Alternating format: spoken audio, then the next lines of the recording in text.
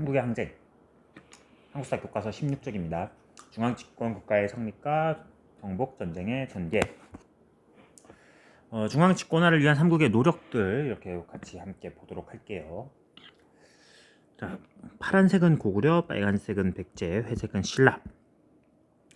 먼저 3세기, 2, 3세기의 고구려의 이야기부터 해보도록 할게요. 2세기 후반 고구려에는 고국 천왕이라는 왕이 있었어요. 이 고국 천왕 때는 부족적 성격의 오부. 여기서 말하는 부족적 성격이라는 거는 우리 앞에서 했던 부여의 사출도랑 비슷하다고 생각하면 돼요. 부여의 사출도처럼 군장들이 통치하는 그런 지역입니다. 왕의 힘이 덜 미치는 지역이었겠죠.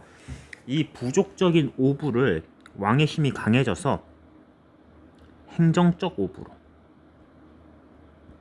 개편을 합니다. 자, 이 그래프 따라 그리고 너희들도 써야 돼. 자, 행정적 오부로 개편을 하였습니다. 왕권이 강해졌다는 거지. 기존에는 사출도라에서 부족장들이 다스리던 지역이었는데 이런 부족 지역을 왕이 직접 통치하는 방식으로 바뀌었다는 겁니다. 다음 두 번째, 고구려가 점점 성장을 해 나가는 듯 했어. 하지만 당시 백제가, 여기 보면 백제가 급격스럽게 성장하죠. 백제가 이 근초고왕이라는 왕이 등장하면서 너무 힘이 강해진 거야. 결국 고구려는 백제의 침입을 받아가지고 고구려의 왕이 죽게 됩니다. 교과서에는 안 나왔는데 여기다가 써놓을게요. 고국 원왕이라는 사람이 백제의 침입으로 사망하였습니다. 자, 그 다음 고국원왕 이후에 왕이 된 사람은 소수림왕이라는 사람이에요. 자, 소수림왕의 입장이 되어보자. 아버지가, 내 아빠인 고국원왕이 백제의 손에 전쟁터에서 죽었어. 진짜 눈에서 막 불이 나오겠죠. 근데 당장 가서 복수하고 싶을 거야. 하지만 이 소수림왕은 꼭 참습니다. 지금 당장은 싸울 수 없다. 힘을 길러야 된다. 그래서 왕권 강화를 위해서 불교를 수용하고 태학을 설립합니다. 태학이란 건 유교 교육기관이에요. 즉 유교와 불교를 통해 가지고 국왕 중심의 지배 이념을 확립하기 위한 거죠. 16쪽에서 했었습니다. 우리 16쪽의 그 세 번째 문단에서 삼국은 국가를 운영하는 기준으로 율령을 반포하고 국왕 중심의 지배 이념을 확립하기 위해 불교와 유학을 수용했다. 있었죠. 자, 그걸 해낸 겁니다. 그리고 하나 남은 거, 법, 율령을 반포하기도 했어요. 율령 반포, 태학 설립, 불교 수용. 이걸 통해 삼국은 자, 이걸 통해서 고구려는 다시금 그 안정기를 찾습니다. 그리고 그 안정성, 이 소수림왕이 내치를 다짐으로써 찾은 안정성의 폭발한 시기가 바로 광개토 대왕과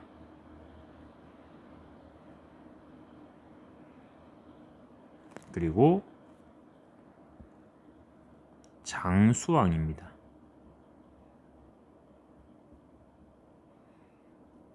광개토 대왕 때는 영토를 크게 넓혀서 북쪽으로는 만주, 그리고 한강 이북 지역까지 영토를 확장을 했습니다. 특히 이때 신라에 일본이 막 쳐들어오거든. 신라에 일본이 쳐들어왔을 때 그거를 구원해 주기도 하였습니다. 다음 장수왕. 장수왕은 아버지의 뒤를 이어서 역시 고구려를 잘 통치한 왕으로 도읍을 평양으로 옮겨요. 원래 국내성이라고 저 만주 쪽에 있었는데 평양천도, 이 평양천도는 남진 정책을 하기 위한 거야. 도읍을 평양으로 옮기고 남진 정책을 추진합니다. 자, 그리고 그 남진 정책의 결과물로 한강 유역을 완전히 장악합니다. 특히 이때 백제의 왕이었던 계로왕을 죽이기까지 했습니다. 옛날에 고국 원왕이 죽었을 때 이걸 복수를 한 거죠. 백제 왕을 죽임으로써. 자, 이게 고구려의 이야기입니다. 5세기 고구려는 전성기였어요. 그리고 6세기 넘어가면서 고구려는 쇠퇴를 하게 되네요. 고구려가 쇠퇴하면서 이제 백제와 신라가 다 성장하는 이야기가 나올 겁니다. 자, 고구려 이야기였어요. 두 번째 이제 백제를 보도록 하겠습니다. 여기가 너네들이 알아보기 쉽게 하려고 이걸 지울게요. 지우니까 그 혹시 다 못 쓴 사람은 일시정지를 하고 쓰고 그 다음에 백제를 보도록 하세요. 일단 지우겠습니다.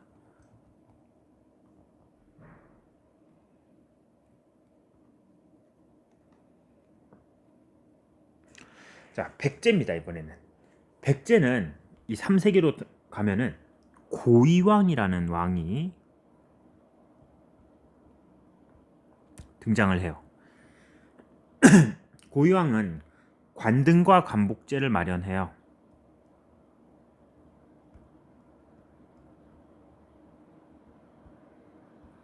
이걸 통해서 그 중앙 집권 체제를 마련을 했습니다. 그리고 백제의 전성기 근초고왕이라는 왕이 등장을 합니다. 이 왕은 남쪽으로 마한을 완전히 복속시키고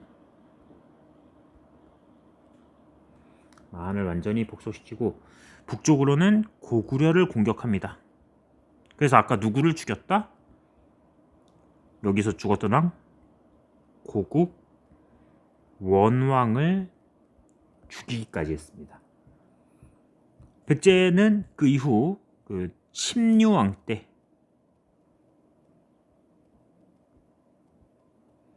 불교를 수용합니다.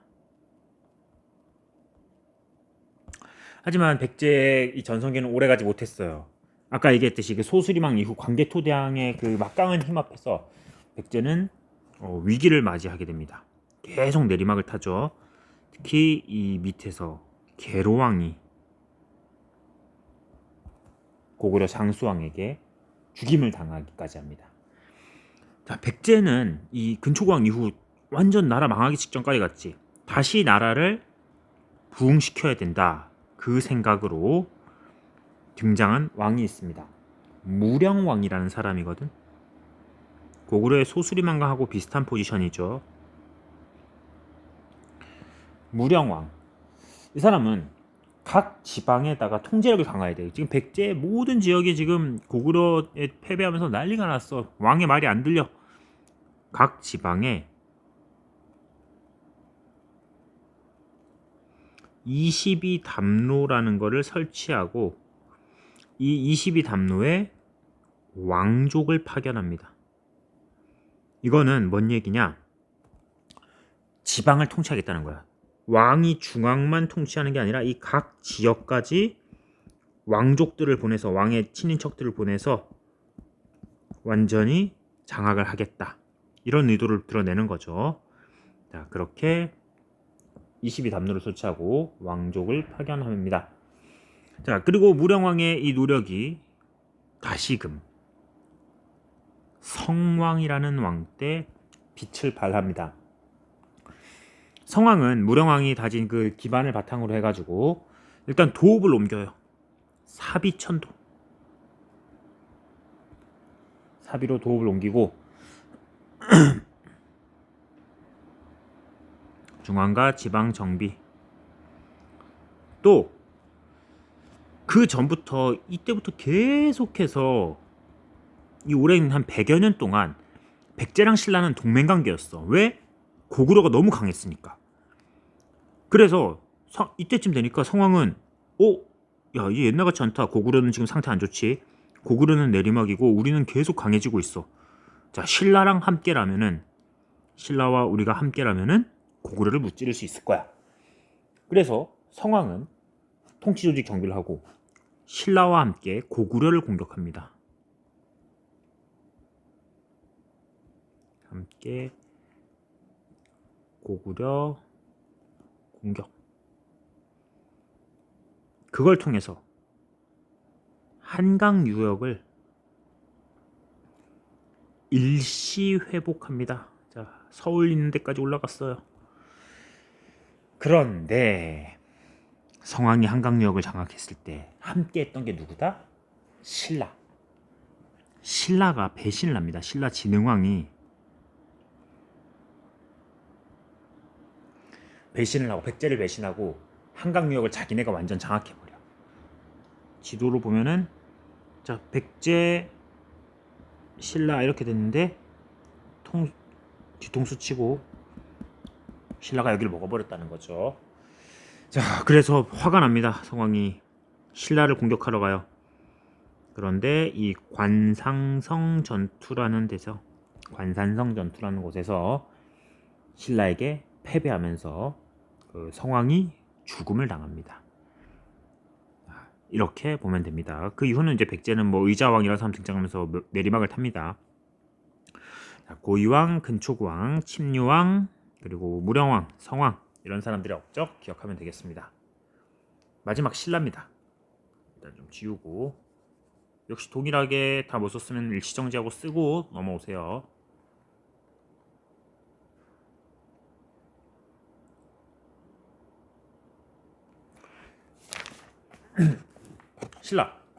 신라는 뭐 여기 보다시피 처음엔 되게 힘이 별 볼 일 없어요. 별 볼 일 없고 그냥 계속 이렇게 있다가 언제 신라가 성장을 하느냐, 뇌물마립간이라는 사람이 있어요.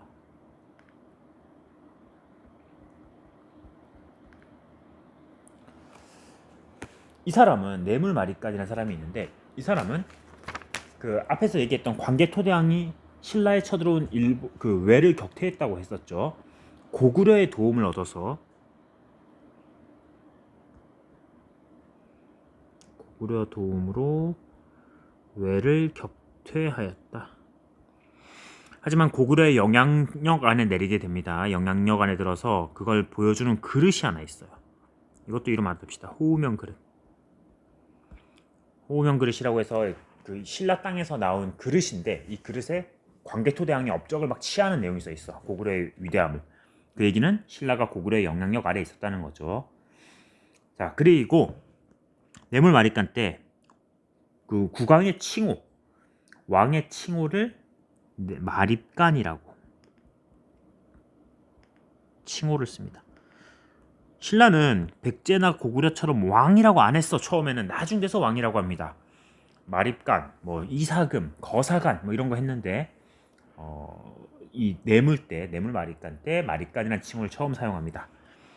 그리고 신라는 박, 석, 김, 삼성이 돌아갔어요. 그러니까 박씨, 석씨, 김씨 부족이 있고 이 세 부족이 서로 돌아가면서 왕을 배출을 했는데 이제 석씨랑 박씨는 하지 마라. 오직 김씨 독점 세습을 하겠다. 이렇게 밝히죠. 뇌물마립간 때 일입니다. 박석김 3개 부족이 돌아가다 하는 거를 이제 김씨 부족에서만 왕이 나오고 마립간의 칭호를 썼으며 고구려의 도움으로 일본을 격퇴했다. 그걸 보여주는 그릇은 호우명 그릇이다. 자, 다음에 고구려의 도움받아서 쭉쭉쭉 성장을 합니다. 특히 이 5세기 후반부터 6세기 이 시즌에 신라에 그 엄청난 왕들 3명이 등장을 합니다. 이 세 왕이 신라를 삼국통일의 국가로 만들어요. 먼저 지증왕이라는 사람이 있어요.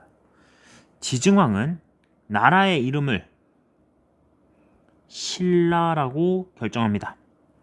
그 전까지는 뭐 사로, 서라벌 막 왔다 갔다 했거든. 나라 이름 신라 결정. 그리고 아까 뇌물 마립간이었잖아. 마립간에서 왕으로 바꿨어요. 칭호도. 왕으로 칭호를 바꿉니다. 그리고 우리 삼척하고 관련된다. 울릉도 우산국을 공격해서 복속시켜요. 이사부 사자공원 있지. 다음 왕이나 뭐 고위 귀족이 죽으면은 그 따르던 노비들을 함께 묻었는데 그 노비들을 함께 묻는 순장을 금지시키고, 마지막으로 하나만 더, 소를 통해서 농사를 짓는 우경을 실시하기도 하였습니다. 엄청 많이 했죠, 이 사람. 중요합니다. 시험 문제 자주 나와요. 지증왕, 나라 이름 신라, 왕이란 칭호, 그리고 우상국 복속, 순장을 금지하고 우경을 실시하였다. 다음 법흥왕입니다. 두 번째 중요한 왕.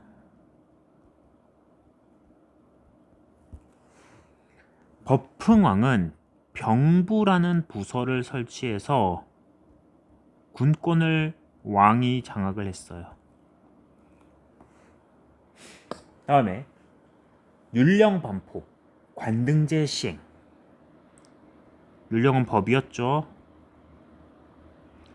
율령반포, 관등제 시행. 이걸 통해 왕권을 강화했으며 불교를 공인하기도 했어요. 자, 그럼 삼국의 불교 관련 인물: 고구려 소수리망, 백제 침류왕, 신라 법흥왕입니다. 불교를 공인합니다. 이 과정에서 이차돈이라는 사람이 순교하였습니다. 이 사람의 죽음으로 불교를 공인합니다. 다음 진흥왕. 진흥왕은 윗대에서 나라를 엄청 단단하게 만들어놨죠. 이제는 뻗어나가면 됩니다. 엄청난 영토 확장을 했던 왕이에요. 고구려 광개토대왕이나 장수왕 같은 사람이겠죠. 자, 그래서 진흥왕 때는 한강 유역을 완전히 장악합니다.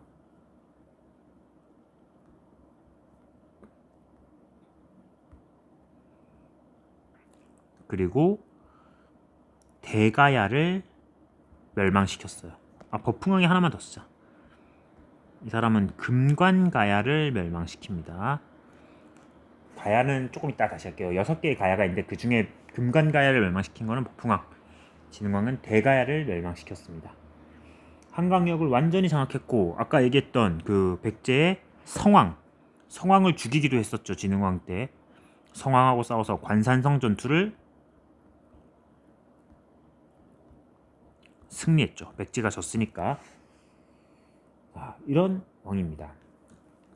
이때 진흥왕의 영토 확장을 보여주는 순수비가 있습니다.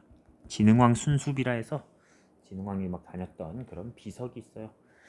자, 이렇게 내용이 나오고, 마지막 가야는 짧습니다. 가야는 밑에다 쓰세요. 가야는 그 중앙 집권화를 이루지 못합니다. 국가가 못 됐어요. 6개의 가야가 연맹 왕국 형태로 존재를 했는데, 초기에는 금관가야가 중심입니다. 그러다가 그 고구려가 이때 가야에 한번 쳐들어와요. 고구려의 공격을 받고서는 후기에 대가야가 중심이 되었다. 그리고 금관가야는 법흥왕에게 멸망당했고, 대가야는 진흥왕에게 멸망을 당했습니다. 자, 여기까지 하도록 하고 이제 교과서를 좀 보도록 할게요.